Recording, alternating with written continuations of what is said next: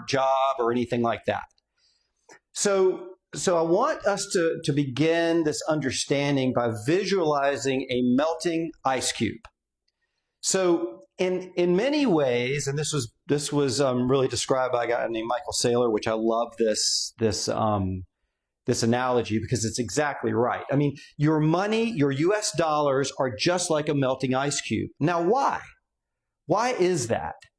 Well, first of all, we've got to get around this concept of what's called money printing by the US government.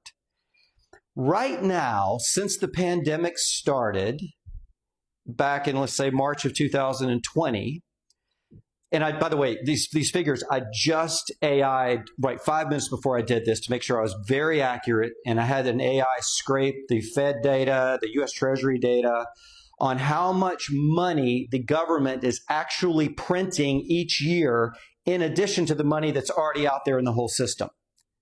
So since March of 2020, and really before that, but we're just going to start there because this really gives, it helps us demonstrate, what's happening, because we've printed about as much money in the last 5 years as we have in the history of all of the United States. So this is a lot going on right now, and so understanding this is crucial. So anyway, so since March of 2020, the government has been printing about 8.9% more money each year. Let's just round that up to 9%. So each year they're adding 9%